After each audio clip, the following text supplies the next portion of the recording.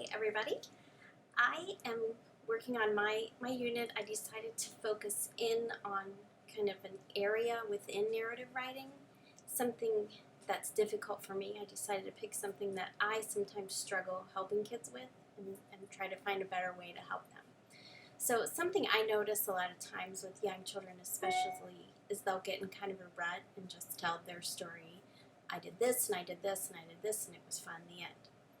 So I decided to kind of tie in a little comprehension and some story structure into kind of a mini unit on focusing in on the comprehension skill of problem solution, and then how writers do different things to convey that problem and solution. And sometimes it depends on what the problem is, and sometimes it depends on how they want to tell their story. So here we go. So boys and girls, we are going to continue talking about different ways authors tell their stories depending on how they want to tell the readers the problem and the solution of the story. So if you remember on Monday, we talked about Molly Lou Mellon, and her big problem was she needed to be herself, and she had her grandma's great advice. So the way that author told the problem was kind of through a series of small problems with the solution following. The solution had to do with Molly's grandma's advice. So she would have a problem, she would do what her grandma said. She would have another small problem, she would do what her grandma said. And then in the end, we had the big solution that Molly won everybody over by being herself. On Tuesday, we talked about Who Took the Farmer's Hat. And in that story, the problem was the farmer's hat was missing. But his problem was more about confusion. All the different animals had seen the hat, but they thought it was something else. So he went through a series of steps trying to find his hat, asking the different animals and finding out where his hat had been last, until in the end he found it and realized he decided that he would rather let the bird keep it for a nest. And yesterday we talked about A Color of His Own and how the chameleon was sad because he didn't have a color of his own, but Leo Lionni set the book up using colors.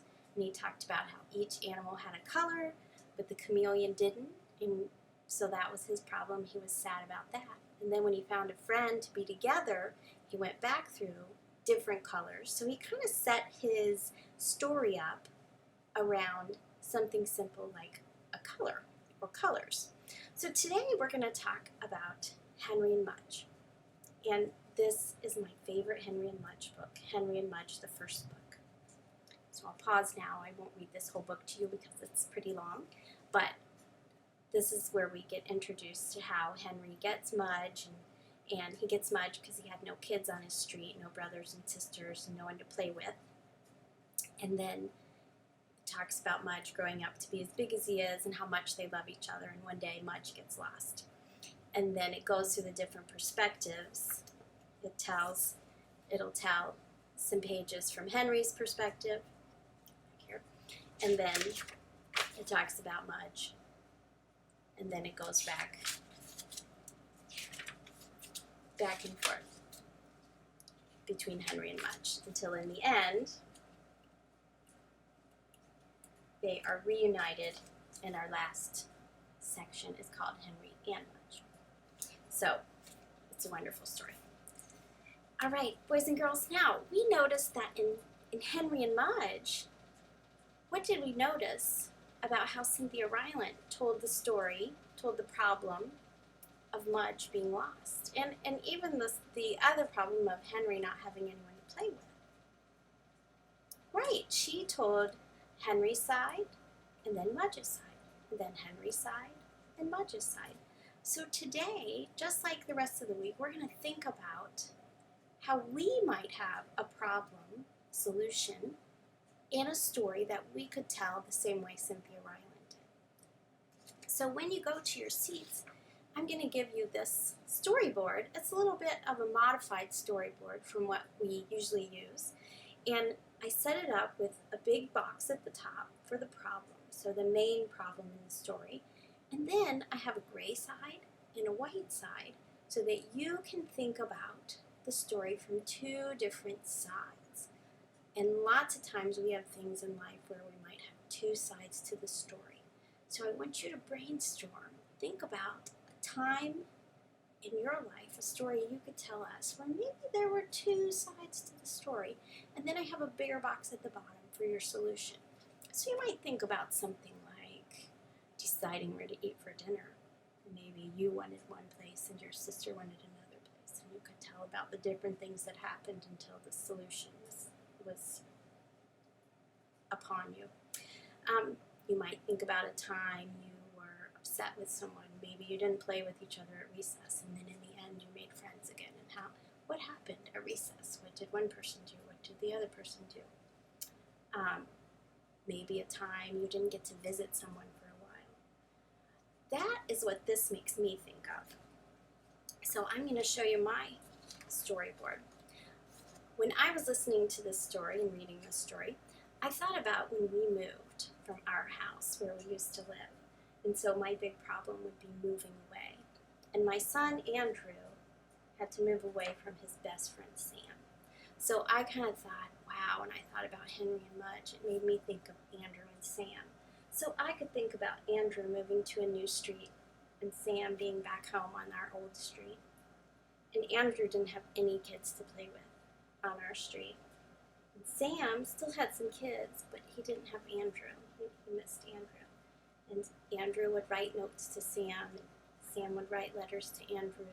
And I could go on and think of a few more things, but in the end, I have a picture here of the boys swimming, because sometimes now we meet at the swimming pool and they get to be together. So one of the solutions, I could even tell a few things, different times we get together and cook out or go swimming, and so that's my solution to this problem of being apart from your best friend. So what I would like you to do now, when you go to your seat, is take your storyboard and think of a time that you could tell about where the situation had kind of two sides to the story. And I want you to get a storyboard ready that you might want to use to take next week and write a story. So this would be Thursday of our unit. We'd have one more day. On Friday we do cookies from Frog and Toad, and in that story they try lots of things to solve the problem that don't work. They keep trying things and something goes wrong with the solution until they finally come up with one that works.